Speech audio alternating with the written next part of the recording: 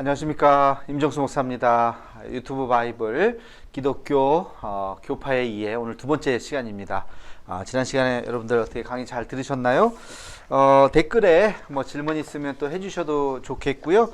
또 뭐 좀 설명을 또 요하는 것들 말씀해 주시면 좋겠습니다. 이게 영상 강의이기 때문에 바로바로 우리 수강자들이 있으면 질문도 좀 받고 그러면 좋겠는데, 혼자 하는 거기 때문에 지금 잘 이해를 하고 있는지 뭐 재밌으면 재밌다 뭐 반응을 좀 해주시기 부탁을 드리면서 오늘 2강 시작하도록 하겠습니다. 2강의 제목은 동방교회와 서방교회의 분열입니다.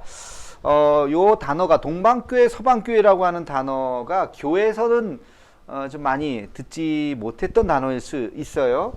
그래서 이 단어를 정확하게 좀 이해를 하시고 가면 좋겠습니다. 우리 기독교라고 하는 것이 크게 아주 크게 봤을 때 세 개의 분류가 있습니다. 세 개. 기독교라고 하는 것을 첫 번째는, 여러분 기독교 하면 개신교가 생각이 나죠? 개신교. 그러나 사실은 우리 개신교는 가장 마지막에 생긴 줄기입니다. 그 다음에 그러면 이렇게 그리지 말고, 기독교라는 것을 우리가 이제 그 예수님을 믿는 종교죠. 예수님을 구주라고 믿는 종교인데, 쭉 가다가 한번 분열이 됩니다. 요 첫 번째 분열이 되는 것, 이 첫 번째 분열이 되는 것이 이때가 바로 동방교회와 동방기독교 동쪽에, 그리고 서방 기독교회, 이것을 서방교회라고 이야기합니다. 동방교회, 서방교회 이렇게 이야기를 하는데, 이 동방교회는 어디냐면 여러분 기독교가 공인이 된 핍박의 시대가 있었고요. 핍박의 시대가 있었고 기독교를 공인하는 시대가 있었죠. 여러분 기독교 공인하는 시대를 아주 중요하죠. 이 기독교 공인하는 시대를 이해하셔야 되는데, 313년이라 그랬어요. 313년 콘스탄틴에 의해서 기독교가 이제 로마 시대에 핍박받는 시대 종교가 아니라 로마가 인정하는 종교가 됐어요. 나중에는 기독교를 국교화하죠. 그것은 이제 조금 더 후대인데요. 313년에 이제 기독교를 공인을 이제 하게 됐고, 그리고 나가서 쭉 그렇게 이제 몇 번의, 오늘 얘기하겠지만 몇 번에 걸친 기독교 공의회가 이렇게 있었습니다. 회의, 수많은 사람들의 여러 가지 이제 교리적인 문제라든지 이런 것들을 잘 모여서 함께 같이 회의하고 정리하는 그런 것들을 공의회라고 하는데요. 그런 공의회가 굉장히 여러 번 있었습니다. 그래서 여러 번 있다가 한 8번 정도 이제 공식적으로 좀 있다가 동방교회와 서방교회로 이렇게 갈라지게 됩니다. 이제 오늘 이제 그걸 이제 보게 될 텐데, 요 때를 언제냐 그러면 1054년입니다. 여러분 요 연도는 지난번에 제가 기독교 역사 하면서 기독교회사죠. 기독교 역사하면서 굉장히 강조하면서 이야기했던 건데요. 요 횟수는 여러분이 꼭 기억하시면 좋겠어요. 313년, 그 다음에 1054년, 이런 중요한 연수. 그래서 그때 기독교가 둘로 갈라지게 됩니다. 동방기독교, 동쪽에 있는. 그래서 여기의 중심은 콘스탄티노플이죠. 콘스탄티노플. 서방교회의 중심은 로마죠, 로마. 그래서 로마 교회.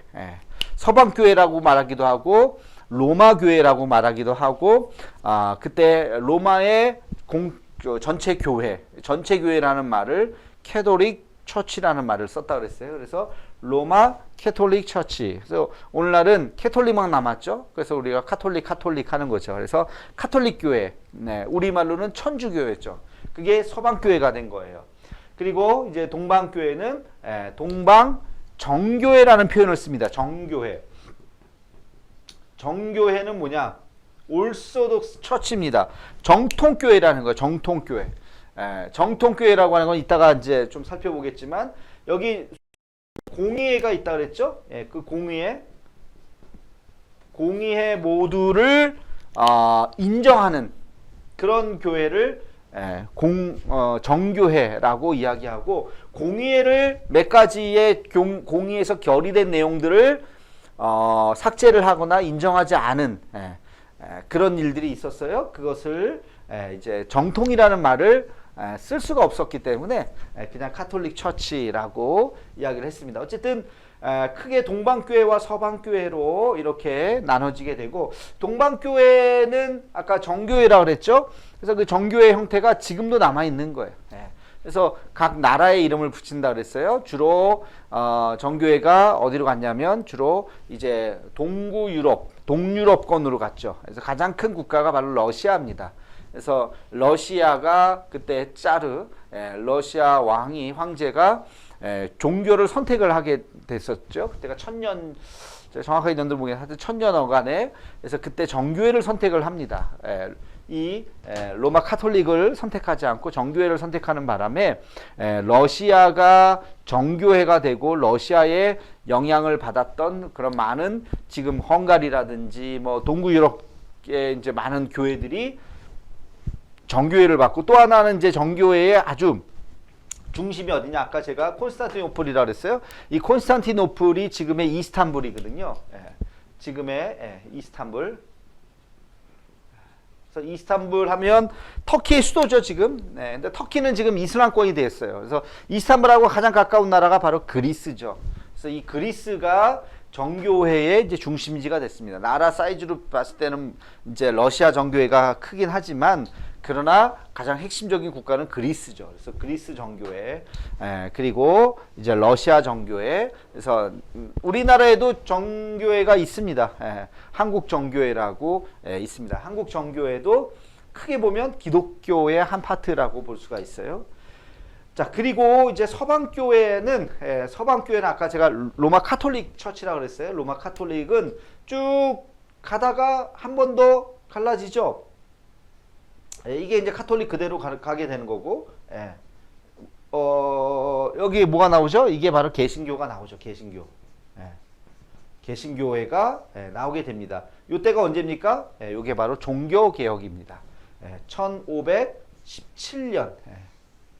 1517년을 종교개혁의 횟수라고 보죠. 그래서 313년, 1054년, 1517년 연도는 여러분들이 좀 기억하면 좋을 것 같아요. 그래서 개신교가 나오게 되고, 개신교는 많은 교파가 있어요. 많은 교파.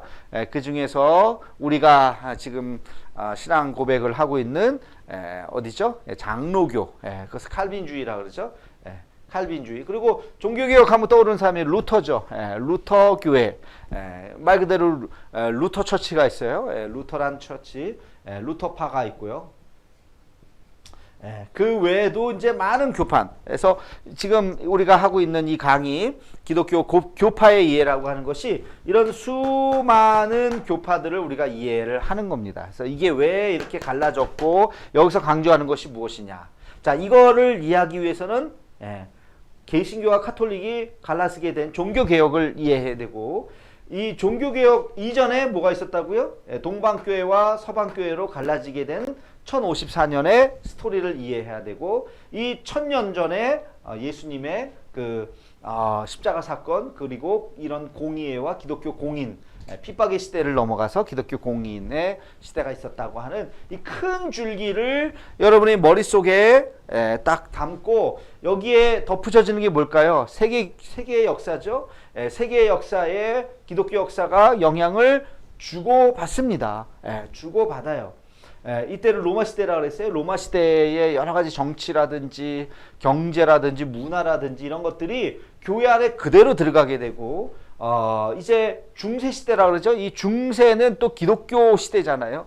중세의 영향이 세계의 역사에 그대로 또 영향을 주게 되고, 여기 제가 쓰지 않았지만 또 뭐가 있습니까? 여기에 이슬람이라고 하는 또 엄청난 종교가 탄생을 하게 되죠.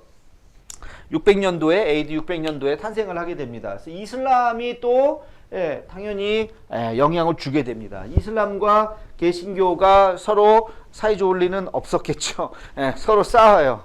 그 전쟁이 중세 때 있었던 그 전쟁이 뭐예요? 그게 십자군 전쟁이잖아요. 십자군.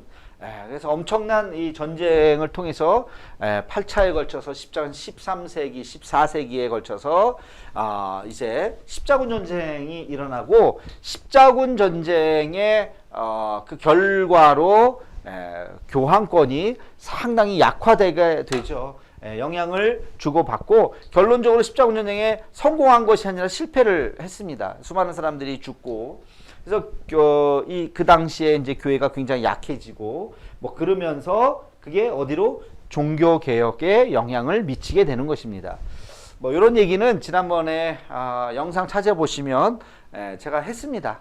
뭐 다시 또 반복하진 않고 기독교의 역사 쭉 영상 찾아보면 중세에 이제 이런 얘기를 좀 자세하게 그때 했어요. 그래서 종교 개혁의 이제 영향으로 개신교라고 하는 개신교라는 게 프로테스탄트입니다. 신교예요, 신교. 이거를 그러면 이걸 구교라 그러죠. 구교. 이걸 신교라고 그러죠. 그래서 새로운 교다. 뭐 크게 성경을 벗어난 것은 아니에요. 다 이제 다 성경을 봅니다. 근데 이따가 얘기하겠지만 다 같이 성경을 보지만 성경의 최종 권위가 어디에 있느냐? 성경의 해석에 대한 최종 권위가 어디에 있느냐가 굉장히 중요한 거예요. 동방교회도 성경을 보고요. 서방 카톨릭도 우리 개신교도 다 성경을 봐요. 성경책, 경전. 경전은 똑같이 성경인데 물론 여기 약간 이제 플러스 돼 있는 이제 뭐 외경이라든지 뭐 이런 것들을 우리는 외경을 인정하지 않지만 카톨릭하고 동방교회는 이제 외경을 또 보기도 하죠. 근데 중요한 것은 성경에 대한 최종 권위, 성경을 어떻게 해석하느냐. 동방교회는 이 성경에 대한 해석권을 공의회에 있습니다. 아까 말씀드렸듯이 정교회는 이 공의회를 굉장히 중요하게 생각한다 그랬어요. 그래서 공의회에 이 성경에 대한 해석권이 있고 개인적으로 해석할 수가 없어요. 카톨릭은 성경에 대한 최종 해석의 권위가 누구한테 있느냐면 로마 교황에게 있습니다. 그래서 교황의 말이 교황이 이 말씀을 어떻게 해석하느냐가 그게 끝이에요. 굉장히 중요하게 되는 거죠. 개신교회는 뭐냐? 여러분은 성경에 대한 해석, 목사님의 해석? 아니에요. 목사님의 해석이 아니라 성경에 대한 최종의 해석 권위를 우리는 성령이라고 생각하는 거죠. 성령. 그래서 성령께서 우리에게 말씀해 주시는. 근데 또 이게 또 헷갈리는 거예요. 내가 받은 성령의 음성과 이 사람이 받은 성령의 음성과 다 똑같으면 좋겠는데 그렇지 않을 수가 있다는 거죠. 그래서 그러다 보니까 우리는 굉장한 다양성을 인정하게 되는 거예요. 그러다 보니까 다양성을 인정하다 보니까 심지어는 이단도 나오고 이제 막 그렇게 돼요.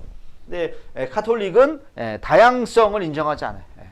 거의 이제 일치, 좀 더 획일적인 것을 여기는 이야기를 하죠. 굉장히 그래서 시스템이 딱 직선적인 시스템이죠. 그러네 그거에 비해서 우리 개신교는 나중에 살펴보겠지만 우리는 수평적인 구조인 거예요. 수평적인 구조.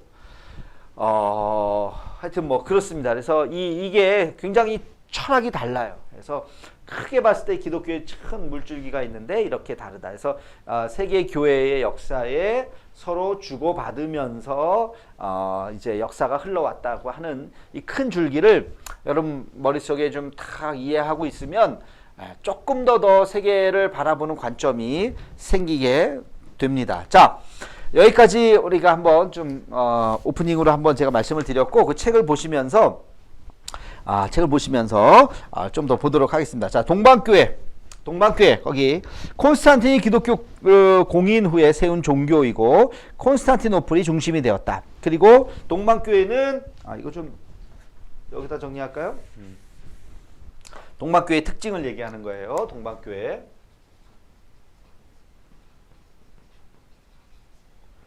첫 번째 뭐라고요? 콘스탄틴이 기독교 공인 후 세우게 되었고 두 번째는 헬라어를 사용했습니다. 여기 서방교회 한번 봅시다. 잘 보이나 모르겠네요. 서방교회 그러면 서방교회 여기도 마찬가지예요. 이거 다 공인회. 예. 헬라어면 여기를 뭘가 있어요? 예, 서방교회는 라틴어입니다. 라틴어. 헬라어는 그리스예요. 그리스어. 라틴어는 로마의 언어입니다. 로마어. 예. 그래서 아까도 얘기했지만 동방교회는 그리스어고 이게 콘스탄티노플이 중심이라 그랬어요. 라틴어는 로마어죠. 그러니까 로마가 중심인 거죠. 그래서 위치적으로 지도를 놓고 보면 이 로마가 서쪽에 있어요. 그래서 서방교회, 콘스탄티노플이 동쪽에 있어요. 여러분 이스탄불은 동양과 서양이 만나는 지점이죠. 그래서 동서양의 문화가 같이 공존하는 것이 이스탄불이에요. 자, 세 번째는 사순절 규약이 있어요. 사순절 규약이 좀 달라요. 여기 보면 토요 금식을 인정하느냐 인정하지 않느냐. 사순절 기간에 토요일 날 있죠. 그래서 주중에는 금식을 했는데 해 떨어지면 금식을 했는데 토요일 날은 안 해도 된다. 안 해도 된다가 이 동방교회예요. 토요 금식. 그러나 서방교회는 토요 금식도 해야 돼. 토요일 날도 무슨 소리냐? 토요 금식을 해야 된다. 그 다음에 여기는 일체의 육식을 다 금지합니다. 우리는 지금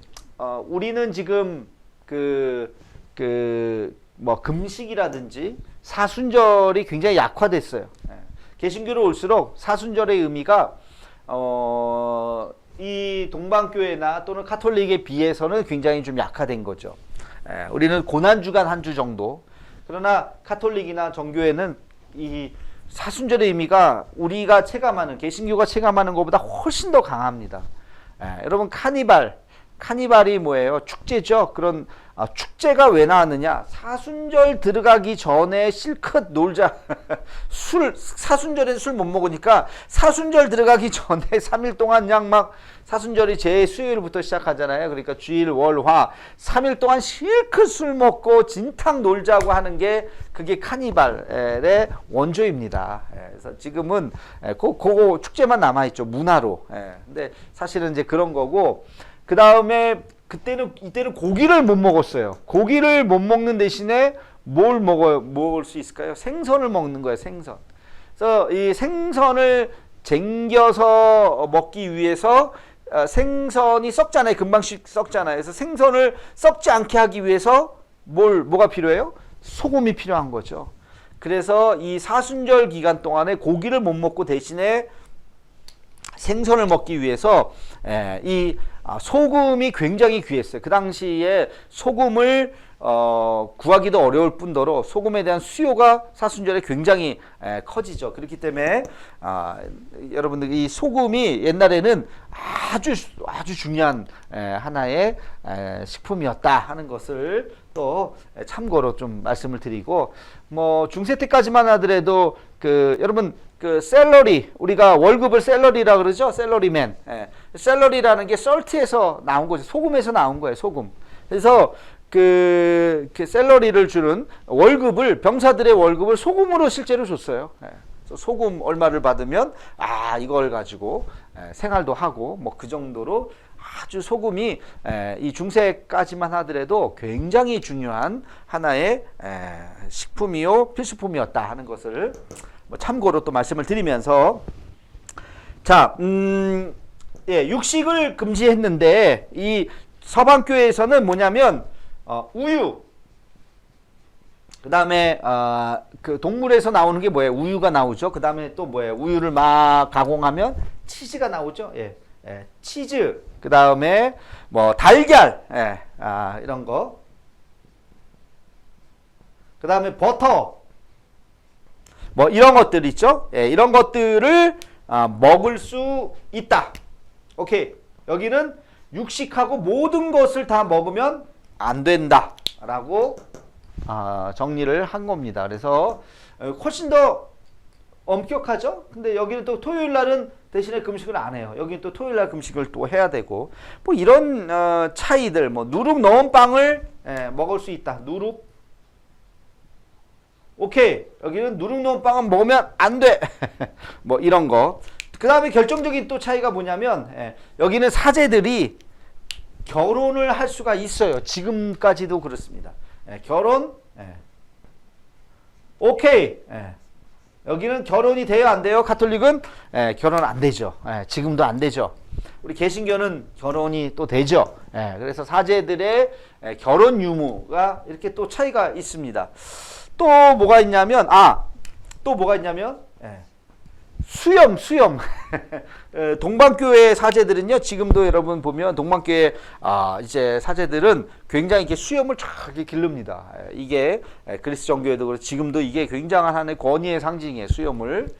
근데 여기는 수염을 길러야 돼요. 여기는 수염을 안 길러도 되죠. 수염 다 자르죠, 그죠? 뭐 그런 거 우리 개신교는 뭐 그런 건 상관없습니다. 뭐 이런 것들. 그 다음에 종부성사가 있어요. 종부성사. 칠성례 중에 하나가 종부성사인데, 종부성사라고 하는 것은 우리가 태어나서 세례를 받듯이, 세례가 굉장히 중요하잖아요. 우리 개신교의 10배, 100배 더 중요하다고 생각하는 것이 바로 이 카톨릭이죠. 카톨릭하고 정교회도 마찬가지인데, 그래서 이 종부성사라고 하는 것은 죽을 때 성찬식을 하고 죽어야 예수님의 살과 피를 그래야 바로 하늘나라에 갈 수 있고, 그렇지 못하면 종부성사를 하지 못하고 죽을 때 갑자기 죽는다든지 뭐 그렇게 되면 그거는 좋은 죽음이 아니에요. 그러면 연옥으로 갑니다. 그래서 연옥으로 가기 때문에 이제 종부성사를 했느냐 하지 못했느냐가 되게 중요해요. 근데 종부성사가 긴박한 상황이 뭐 우리가 죽을 때 그렇잖아요. 그때 목회자를 불러서 종부성사는 성직자만 할 수 있기 때문에 일종의 우리로 치면 이제 예수님의 살과 피를 먹는 그런 이제 의식이거든요. 성찬식과 같은 의식인데, 그거를 할 수 있는 사람이 목회자들에게 전화해가지고 빨리 오세요. 지금이야. 그렇지만 옛날 같은 경우에는 그게 어렵잖아요.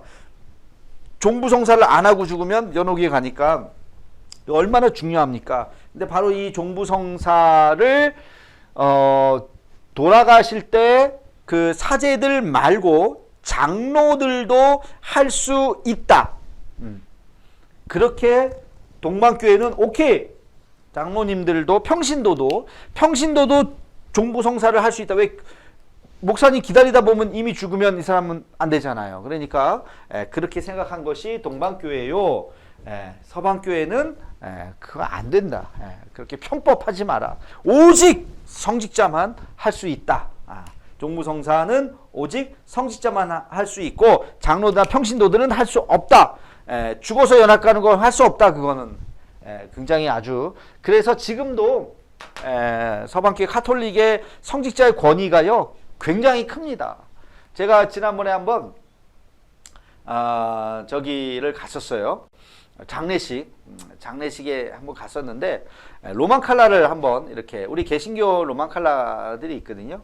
그래서 그거를 한번 입고 간 적이 있었는데, 가서 이렇게 기다리니까 우리 교인들 말고 다른 사람들이 막 인사를 하더라고요. 저한테. 나 모르는 사람들인데 누군가. 그래서 같이 보게 인사를 했는데, 알고 봤더니 제가 로만 칼라를 이렇게 하고 있으니까 카톨릭 신부로 오해를 한 카톨릭 성도들이 인사를 하는 거예요. 거기는 카톨릭은요, 신부들을 볼 때 개신교에서 우리 성도들이 목사님을 봐도 굉장히 그래도 뭐 좀 좋게 보죠. 목사님들을 볼 때. 근데 그거에 10배, 100배의 존경심을 가지고 보는 게 카톨릭이에서, 카톨릭 신부들은 우리 교회 목사님, 뭐 남의 교회 이런 게 신부님 이런 게 없습니다. 그냥 누구든지 보면 다 이렇게 인사하고, 파더라고 그러잖아요. 신부님을 파더, 아버지라고 부르죠.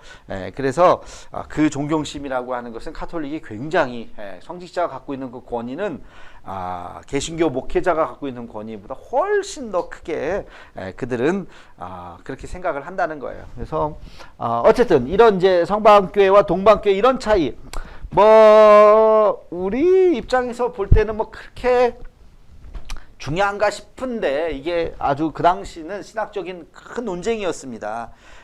그러다가 보니까 이제 결국엔 이제 헤어지게 됐어요. 자, 거기 보시면 분열 395년 테오도시우스 황제가 죽은 후 동로마, 서로마가 나뉘어졌어요. 일단 정치적으로 이제 나뉘어지면서 서로 왕래가 없는 거예요. 왕래가. 이제 포항에 오니까 재밌는 게 옛날에 2000년도 초반까지만 하더라도요. 포항 노회라가 하나였어요. 포항 노회가. 포항 지역이. 근데 교회가 많아지니까 노회가 두 개로 남북으로 갈라졌습니다. 포항 북노회, 남노회. 근데 북노회라고 부르지 않고 거기를 그냥 포항노회라고 그러고 우리가 있는 이 지역을 남노회라고 불러요. 그렇게 해서 행정적으로 똑같은데 행정적으로 구분해서 교회 노회를 두 개로 만드니까 이렇게 해서 시간이 거의 한 20년 가까이 이렇게 흐르니까 이게 이제 노회가 완전히 달라지니까 남노회는 남노회들끼리 모이고 포항노회는 포항노회끼리 모이고 그러니까 서로 잘 몰라요. 저도 이렇게 목사님들 보면 우리 남노회 목사님들은 자주 만나고 그러니까 아는데 포항노회 목사님들 뭐 여기서 뭐 10분 거리죠. 뭐 10분 15분 거리인데 포항노회 목사님들 만나면 잘 몰라요. 그러니까 뭐 인사도 지금 인사를 해야 되나 뭐 씻고 뭐 이렇게 행정적으로 딱 구분이 되니까 서로 멀어지는 거예요. 그러니까 로마가 그 동로마 서로마가 이렇게 딱 갈라지면서 동로마 쪽에서는 이제 그 교회들이 모이는 게 그게 동방교회가 되는 거고요. 자연스럽게. 또 언어도 달랐잖아요. 헬라어, 라틴어로 달랐기 때문에 서방 쪽에 있는 사람들끼리 또 모이게 되는 이제 그러한 일이 있었다. 그 다음에 이제 뭐 거기 보면 뭐 하여튼 뭐 갈등이 이제 계속 정치적인 갈등이 좀 있었습니다. 정치적인 갈등이 있다가 거기에 1054년에 교황 레오 9세가 7월 16일에 추기경 험볼트를 콘스탄티노플로 보내서 셀룰라리우스의 파문장을 전달했다. 그래서 아까 얘기했듯이 1054년을 기억해야 된다. 그래서 서로 파문장을 주고받았습니다. 서방교회에서 동방교회에 파문장을 이런 거를 파문장 해가지고 당시에는 이제 우리말을 안 듣고 문제가 있다. 그래서 파문장을 했는데 동방교회에서 이 파문장을 받아들이고 찢어버렸어요. 이걸 불태우고 그래서 니들이 이런 걸 막 해서 막 서로 이제 뭐 싸우게 된 거죠. 그랬다가 재밌는 일은 언제 1982년에 1000년이 지났죠. 1982년에 그때 서방교회의 카톨릭의 교황인 교환 바오로 6세가 디미트리우스 1세를 동방교회 그 당시 수장이었던 디미트리우스 1세를 이스탄불에서 만나서 서로 화해의 악수를 하는 일이 언제? 1982년에 그런 일이 있었다고 합니다. 자, 뭐 그게 이제 역사 이야기고요. 자, 한번 볼게요. 두 교회의 공통점. 공통점이 뭐냐면 동방교회와 서방교회의 공통점은 이쪽에 쓸게요. 뭐가 있을까요? 칠성례를 인정했다. 칠성례. 성례전이 7개예요. 7개의 성례전. 우리 개신교는요. 성례전이 2개예요. 5개를 인정하지 않았어요. 2개. 그래서 성례전이 2개죠. 우리 뭐예요? 세례와 성찬식. 딱 2개. 그리고 나머지는 다 개신교는 버려버렸어요. 그럼 뭐가 있냐? 여기 보면 견진성사, 이거 입교예요. 입교도 굉장히 중요한 거기 이제 책이 나옵니다. 성체성사, 성체성사가 아까 얘기했던 성찬식이고, 그 다음에 고백성사, 이게 뭐냐면 고해성사죠. 고해성사. 우리가 고해성사라고 이야기하죠. 사순절 기간에 자기가 다니는 성당 말고 다른 데 가서 자기가 하는 성당에 가서 얘기하면 또 그 신부님이 알잖아요, 누군지. 그러니까 다른 데 가서 자기 죄를 고백하고 하는 이제 그런 고해성사가 있고요. 혼인성사가 있고요. 그 다음에 성품선사가 있어요. 혼인성사는 결혼을 얘기하는 거고, 성품선사는 성직자가 받는 성사죠. 그래서 성례죠. 그 다음에 아까 얘기했던 뭐가 있어요? 종부성사, 이렇게 해서 7성례가 있습니다. 그 중에서 우리는 세례와 성찬식만 인정하고 나머지는 우리 종교개혁하면서 좀 부수적인 것들 뭐 안 해도 되는 것 꼭 필요하지 않은 것들을 굉장히 많이 과감하게 다 삭제를 해버렸어요. 예, 그때 나머지 5가지가 삭제하고 의미는 조금씩 남아있죠. 우리 입교라든지 이런 것들은 의미 남아있고 예배, 결혼, 혼인성사. 저는 다른 것보다 좀 아쉬운 건 사실은 이제 혼인성사예요. 혼인을 할 때 그냥 예식장에서 그냥 뭐 일반 주례를 하든지 아니면은 요즘에 뭐 주례도 없이 그냥 하는 경우들이 있는데 저는 개인적으로 그거보다 예수 믿는 사람이라면 둘 다 예수 믿는 사람이라면 목사님이 그 정말 결혼이 일생일대에서 그것만큼 중요한 의식이 어디 있겠습니까? 사람이 살아가면서 정말 혼인이라는 것은 정말 중요한 것인데 인간의 인생의 가장 중심에 있는 것이 결혼 아니겠어요? 근데 이 결혼식을 그냥 파티로 한다? 파티로, 그거는 나중에 하면 되고 2부, 3부 순서로 파티로 하면 되고 결혼에서 가장 중요한 것이 하나님의 축복인데 예배로 드려야 된다 하는 것이 모르겠어요. 제가 좀 보수적인 생각인지 모르겠는데 그래서 우리 칠성례에서 혼인 성배를 없앤 거는 조금 아쉽다.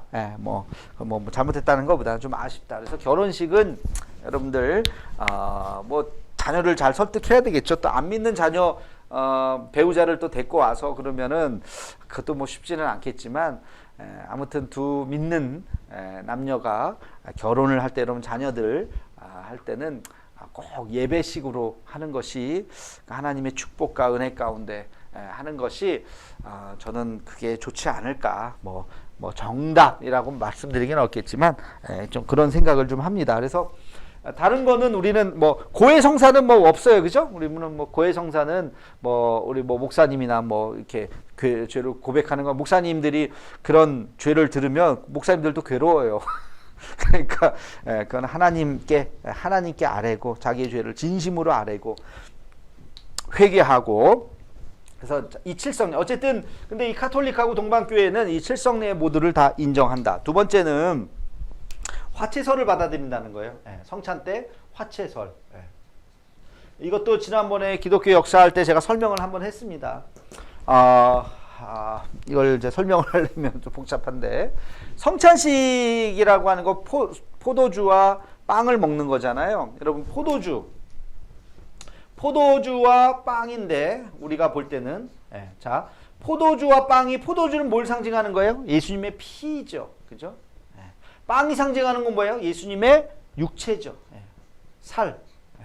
예수님의 살과 피. 육체인데, 자, 눈으로 보면 포도주하고 빵이에요. 그쵸? 이게. 근데 그냥 예수님의 살과 피라고 생각해라. 그냥 생각해라. 이게 뭐예요? 생각해라. 상징설이. 이게 그냥 그렇게 여겨라. 그렇게. 이걸 상징설이라고 얘기해요. 상징. 상징. 근데 상징에서 조금 더 나가면 예수님의 포도주이지만 빨간색 포도주이지만 예수님의 피가 이 안에 함께 있다고 생각해라. 여러분 요거는 좀 이해하기가 철학을 이해해야 되는데 여기 플라톤 철학이에요. 플라톤에는 뭐가 있냐면 실체가 있고요. 그걸 형상이라 그래요. 형상이 있고 그 다음에 형상 안에 뭐가 있냐면 이데아가 있어요. 이데아. 본질이 있어요. 본질.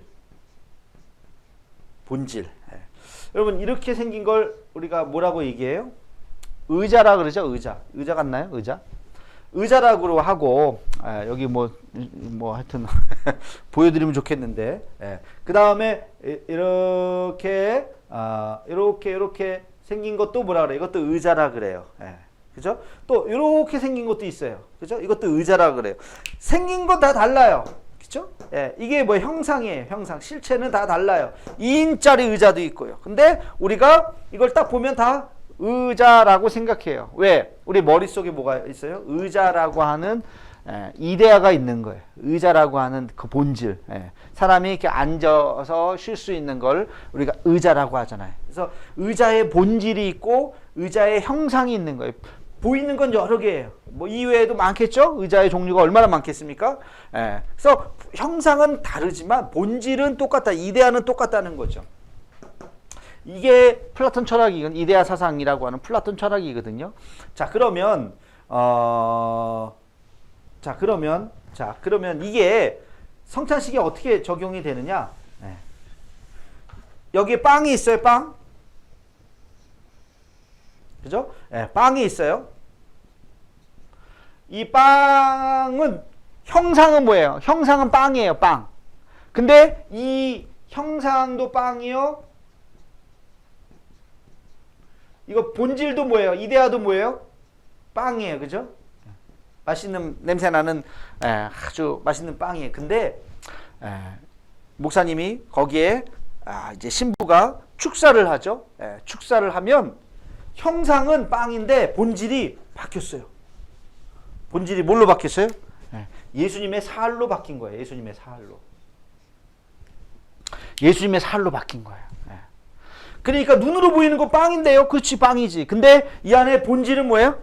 본질은 예수님의 살인 거예요. 믿으십니까? 이게 화채설인 거예요. 예수님의 살로 육체로 완전히 바뀌었다고 생각하는 거예요. 그러니까 자, 포도주도 마찬가지겠죠? 이 컵이에요, 컵. 좀 잘 그린 것 같은데. 포도주도 여기에 뭐가 있어요? 빨간색은 빨간 포도주예요. 눈에 보이는 거는 형상은 포도주예요. 근데 축사를 하고 나니까 포도주가 뭘로 바뀔까요? 예수님의 피라고 하는 본질로 이데아로 바뀌는 거예요. 이게 맛은 포도주 맛이죠. 그러나 그 포도주 안에 담겨있는 이데아는 바뀌는 거예요. 그렇게 바뀌었다고 완전히 믿는 거를 그게 화채설이라고요. 그래서 이 동방교회와 서방교회는 완전한 화채설을 믿는 거예요. 근데 우리 개신교회는 화채설을 믿지 않아요. 화채설, 종교개혁자들은 화채설을 믿지 않고 세 가지를 얘기합니다. 루터는 공제설을 이야기해요. 공제설. 루터. 공제설은 함께 존재한다는 거예요. 떡이라고 하는 본질도 있고 예수님께서 기도하셨기 때문에 거기에 예수님의 살이라고 하는 것도 함께 같이 있다. 그렇게 해서 공제설이 되고, 그 다음에 우리 칼빈은요. 칼빈은 뭐라고 얘기하냐면 영적 임재설이라고 얘기해요. 영적 임재설. 영적으로 임재한다. 그래서 영적 임재설이라고 이야기하고, 그리고 아까 쯔빙글리라고 하는 종교 개혁자가 있습니다. 나중에 한번 더 나올 거예요. 쯔빙글리가 왜 나오냐면 이제 침례교의 할아버지 정도 됩니다. 침례교의 할아버지 뻘 되는 우리 쯔빙글리는 이것을 상징설이라고 그랬어요. 기념설이라고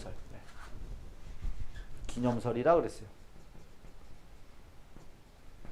자, 아무튼 뭐 이렇게 점점 좀 약해지죠.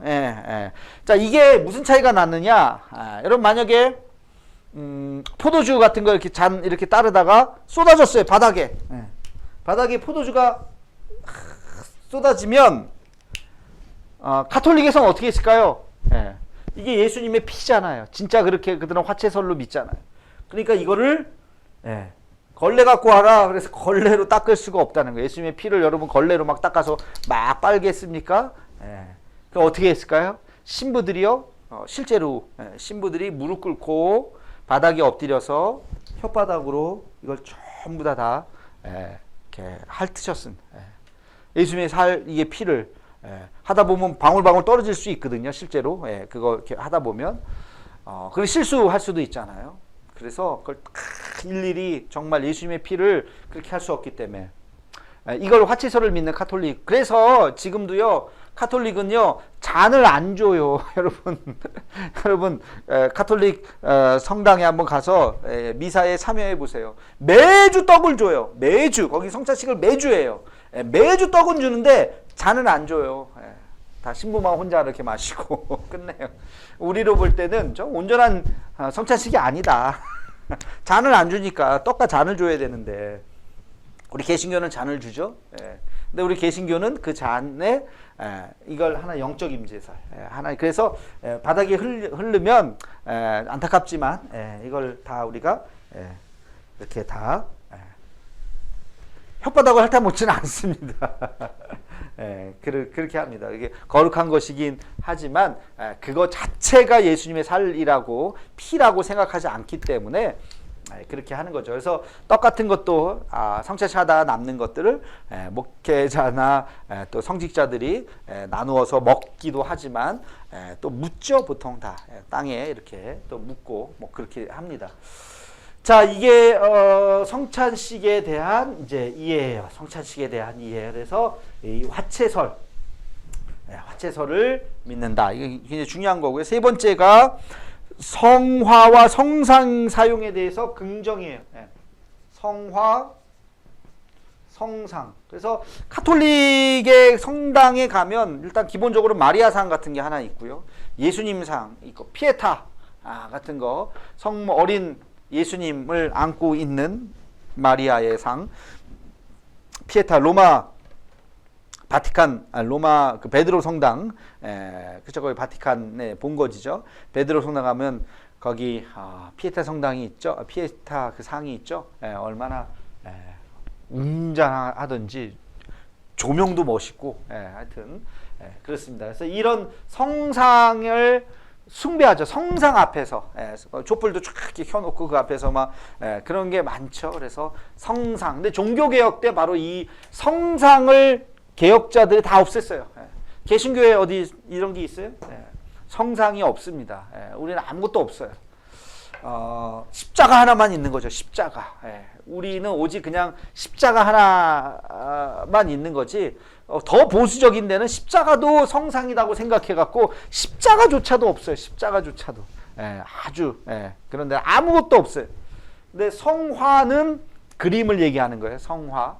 가톨릭에서는 성상을 훨씬 더 성상이 많고요. 동방교회는 성화가 많아요. 그래서 그리스 쪽 우리 2차 성지순례 여행 갔다 오신 분들 보시면 거기에 성화가 막 그냥 뭐 빈 벽이 없을 정도로 성화가 가득 차 있어요. 근데 그것도 여러분들이 한 가지 이해를 또 하셔야 되는 게 중세 때까지만 하더라도 성경책을 볼 수가 없었어요. 성경책 라틴어로 되어 있고 자국말로 번역도 안 돼 있고 그렇기 때문에 성경에 대한 스토리를 다 그림으로 그려놨습니다. 그림으로 창세기 장면 하나 선악과 따먹은 거, 뭐 에덴 동산에서 쫓겨난 거 이런 것들이 그래서 중세에 그런 그림이 굉장히 많아요. 삭개오 이야기 이런 거 우리는 성경을 통해서 읽지만 오늘날은 그렇죠. 그러나 중세 때에는 글을 읽을 수 없었기 때문에 성상으로 그리고 성상에 여러 가지 상징들도 있고 그래 성상의 성화 그래서 이 성화가 굉장히 많습니다. 성화가 그래서 이것을 이콘이라 그러죠. 이콘, 아이콘, 이콘. 그래서 이 이콘 예배가 있어요. 이콘. 그래서 이콘을 보고 묵상을 하고 그런 것이 그 묵상으로 들어가는데 우리 동방교회도 묵상 다 합니다. 서방교회도 마찬가지고. 근데 우리는 무엇으로 묵상합니까? 묵상하면 떠오르는 게 말씀 묵상이죠. 큐티, 말씀 묵상. 우리는 말씀을 가지고 묵상을 해요. 근데 동방교회에서는 말씀을 가지고 묵상하지 않고 이콘을 가지고 묵상을 합니다. 그림을 보고 묵상을 해요. 그래서 이 그림이라든지 이미지가 주는 것이 굉장히 강렬할 수가 있습니다. 그게 이제 오늘날에 문자가 주는 것보다 이미지가 주는 시대로 넘어갔기 때문에 요즘에 다시 그 성상 예배 또는 이콘 예배 이런 동방교회의 전통을 또 예배하게 한 측면에서 굉장히 강조하는 측면들이 있어요. 아무튼 성화 성상 우리 개신교는 이거는 종교개혁 때 이걸 싹 정리를 해버렸어요. 근데 지금 조금 더 우리가 좀 관심을 갖고 있긴 합니다. 근데 우리가 이걸 성스럽게 생각하지는 않아요. 네 번째는 마리아에 대한 마리아에 대한 특별한 지위를 부여한다는 거예요. 마리아가 누구예요? 예수님의 어머니 마리아. 예수님의 어머니 마리아를 특별한, 뭐 카톨릭은 특별할 정도가 아니죠. 마리아가 하나님의 어머니라는 수준까지 막 올라가죠. 예수님이 하나님이시니까 마리아는 예수님의 어머니, 다시 말해서 하나님의 어머니. 이게 이제 그 초대교회 때 굉장히 중요한 논쟁이기도 했습니다. 하나님의 어머니에 대한. 어쨌든 마리아에 대한, 그래서 마리아는 원죄가 없다. 마리아 그 원죄가 없다라고 하는 뭐 그런 이제 논쟁도 있고요. 원죄 부정설이죠. 근데 동방교회는 마리아 원죄 부정설을 받아들이지는 않습니다.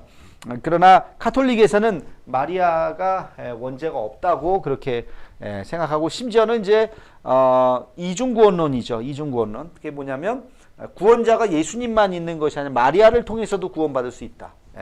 이런 논의가 뭐 이게 지금 공식적인 교리로 되지는 않았은 걸로 내가 알고 있는데, 아무튼 이 마리아의 지위가 어마어마하게 예수님과 동급 뭐 그 정도로 올라가 있죠. 그러나 우리 개신교는 어때요? 여러분, 마리아 그냥 한 여인이에요. 좀 거룩한 여인이에요. 훌륭한 분이에요. 여러분, 보통 사람은 아니에요. 그러니까 하나님께서 택하셔서 예수님을 낳을 정도의 그렇게 정말 순결하고 인간 중에서 성경에도 있지만 가장 순결한 여인이 마리아죠. 우리 거기까지는 우리도 인정하자고요. 그래서 참 훌륭한 분입니다. 그러나 인간이잖아요. 원죄가 없겠습니까? 우리는 당연히 원죄가 있다고 생각하죠. 근데 이 마리아를 너무 특별하게 보려고 하는 것이 이 동방교회와 서방교회, 맞죠? 동방교회, 서방교회의 특징이다. 그 다음에 다섯 번째가 뭐가 있냐면 성경의 권위예요. 성경의 권위. 아까 얘기했죠. 제가 이거는 성경의 권위, 최종 권위를 어디로 두느냐. 성경의 최종 권위. 동방교회는 어디라 그랬어요? 동방교회는 공의회라 그랬어요. 공의회. 그래서 이 공의에서 결정된 그런 뭐랄까요? 신앙 고백문 이런 것들을 굉장히 중요하게 생각을 해요. 반면에 이 서방교회 카톨릭은 성경의 권위가 로마 황제, 교황이죠. 교황의 말을 굉장히 이제 중요하게 생각하는, 지금도 교황 무호설이 있잖아요. 교황은 오류가 없고 교황이 말하는 것에 대해서 다 인정을 하려고 하는 그런 교황 무호설을 믿는.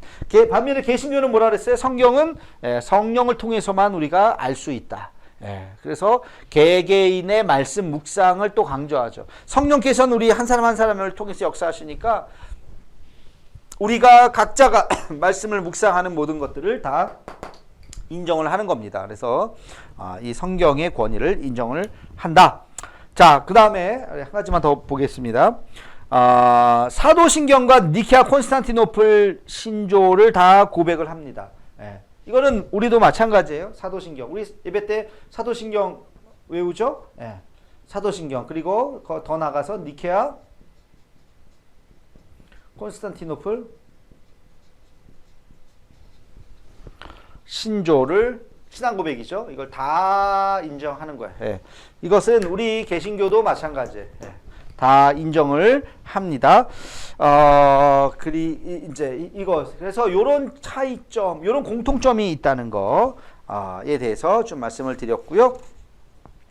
두 교회의 차이점은 공의회, ecumenical concern. 그래서 이 공의회에 대한 관점이 다르다. 지금까지 아까 제가 좀 말씀을 드렸는데 이제 뭐 지웁시다. 아깝지만 한번 지우고.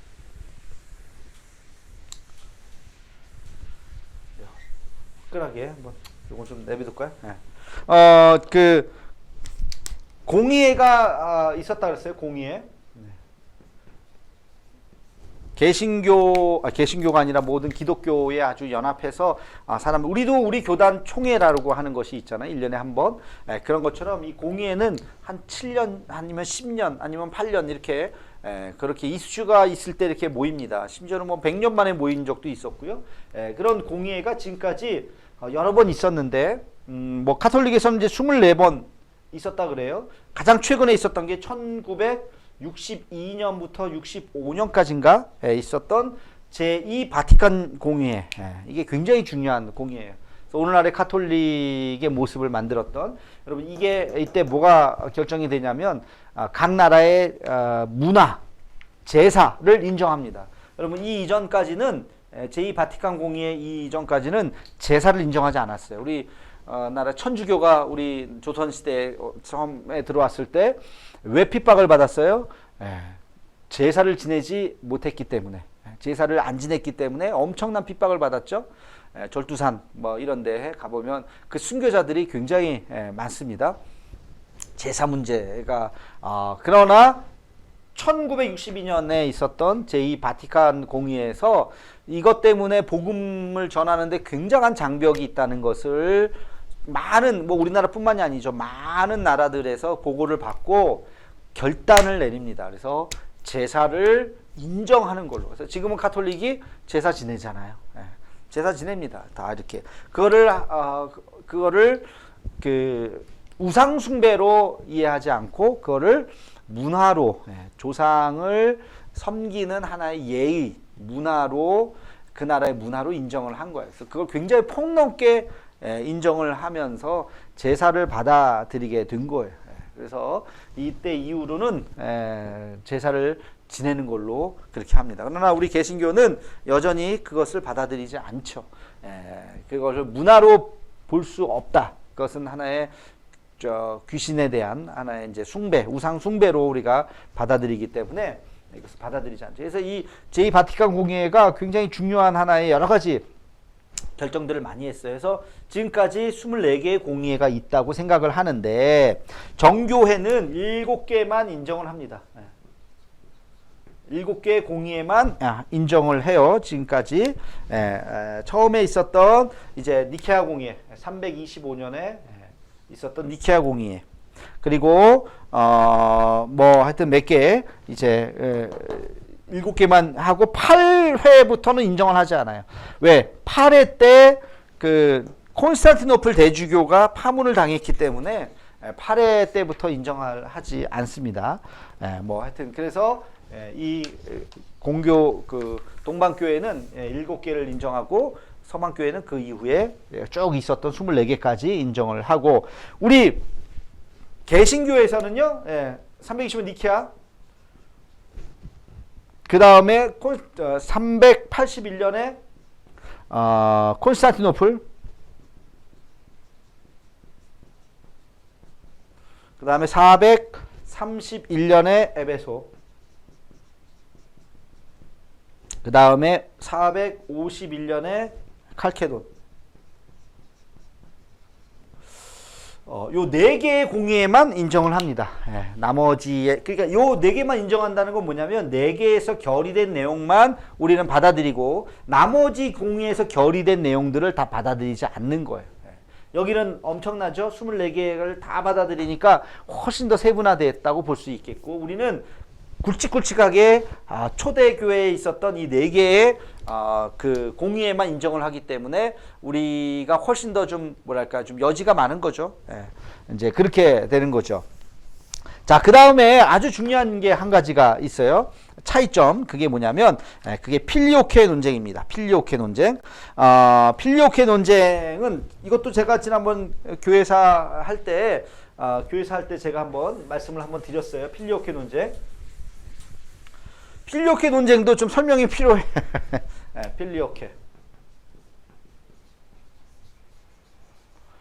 필리오케라고 하는 것이 뭐냐면 그리고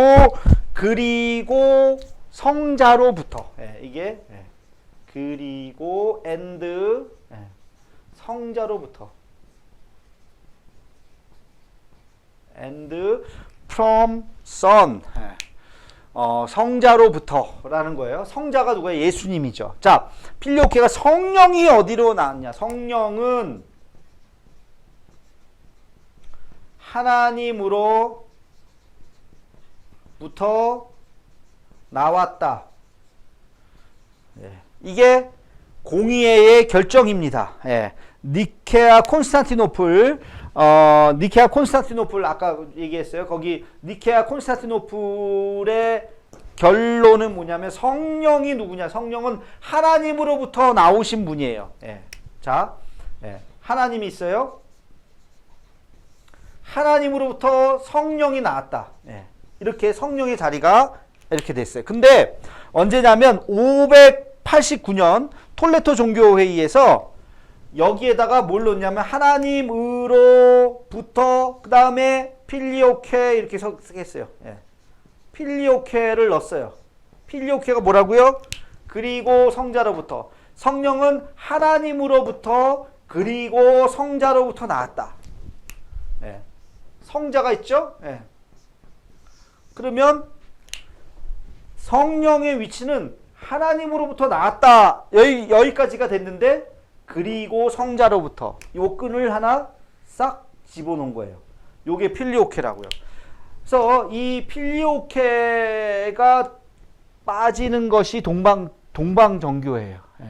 서방교회는 필리오케를 넣었어요. 그러니까 동방교회는 요게 없어요. 성령은 성자로부터 자유로운 거예요.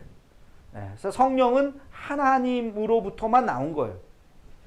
근데 서방교회는 이렇게 하니까 성자와 성령의 연결고리가 없는 거죠. 그래서 성령은 하나님으로부터 나오고 그리고 성자로부터도 나왔다. 그래서 요 삼위일체가 그렇게 완성을 시켰어요. 그래서 필리오케라고 하는 것을 넣는데 동방교회에서는 니케아 콘스탄티노플에 없었던 얘기를 왜 넣느냐.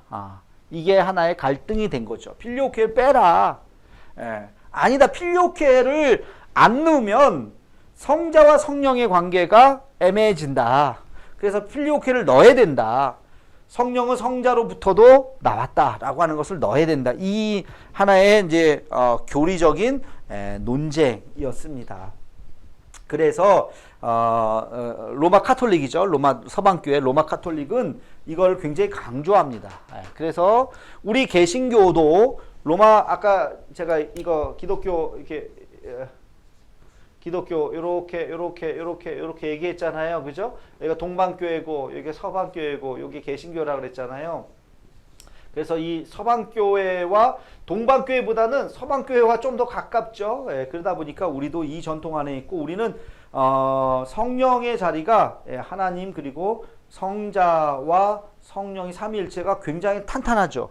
그래서 우리는 로마서에 있는 말씀처럼 성령은 인격자다. 예, 그 성령은 감정이 있으시고 우리를 위해서 탄식하시면서 기도하시고 그런 성령에 대한 인격자적인 어떤 그런 개념이 훨씬 더 강하죠. 그래서 성령이 우리는 성자의 어떤 인격적인 부분을 우리는 훨씬 더 강하게 받아들이는 것이 우리 개신교의 교리라고 볼 수가 있습니다. 그래서 이 필리오케가 이게 그냥 그 단어를 하나 넣든 말든 무슨 상관이어가 아니라 이 단어가 하나 넣음으로써 굉장히 차이가 신학적인 차이가 굉장히 나게 되는 것입니다. 이해를 좀 하시는지 모르겠네. 하다 보니까 좀 어려워진 것 같기도 하고. 자, 그 다음에 한 가지가 뭐냐면 교황의 수익권 문제예요. 그래서 그 당시에 로마, 알렉산드리아, 안디옥, 예루살렘, 콘스탄티노플 이 5개의 교구가 굉장히 중요한 하나의 이제 교구였는데 그 중에서도 로마 교황의 수익권을 인정하느냐, 아니면 콘스탄티노플의 수익권을 인정하느냐. 콘스탄티노플은 지난번에 얘기했듯이 콘스탄틴 황제가 종교의 수도로 만들기 위해서 만든 도시입니다. 그러다 보니까 콘스탄티노플은 콘스탄티노플대로 자존심이 굉장히 센 거고 로마는 그 당시에 모든 길은 로마로 통하는 모든 것의 수도잖아요. 그래서 로마 교회의 또 자존심은 당연히 세고 이 둘이 서로 자존심, 정치적인 자존심 대결을 하게 된 거예요. 그래서 이게 이제 어떻게 되느냐. 그래서 결국엔 이거에 대한 정치적인 싸움도 있는 것이고요. 또 마지막으로 한 가지 또 차이점이 뭐냐면 베드로에 대한 해석이에요. 베드로. 우리 마태복음 16장 18절에 보면 또 내가 내게 이르노니 너는 베드로라. 이 반석 위에 내 교회를 세우리니 음부의 권세가 이기지 못하리라. 우리 잘 아는 말씀이죠. 베드로 위에 교회를 세운다. 우리 개신교는 베드로를 어떻게 이해해요? 인간 베드로가 아니잖아요. 인간 베드로가 아니라 그의 신앙 고백, 베드로의 신앙 고백, 주는 그리스도시요 살아계신 하나님의 아들이시니이다 라고 하는 예수 그리스도에 대한 그의 신앙 고백 위에 교회가 세워지고 그래서 우리 교회라고 하는 것은 주님을 그리스도로 고백하는 무리들을 우리가 교회라고 하잖아요. 개신교는 베드로를 인간 베드로라고 생각하지 않는데 카톨릭은요 그것을 진짜 인간 베드로라고 생각하는 거예요. 그래서 베드로가 일대 교황이잖아요. 일대 교황이 베드로로부터 쫙 시작이 되는 거죠. 그거에 비해서 정교회는 그걸 너라고 하는 것을 단수 베드로 인간으로 생각하지 않고 제자들 공동체를 생각한 거예요. 제자들의 공동체 위에 세우게 됐다라고 하는 거. 그래서 그 동방교회는 훨씬 더 공동체적이라고 볼 수 있죠.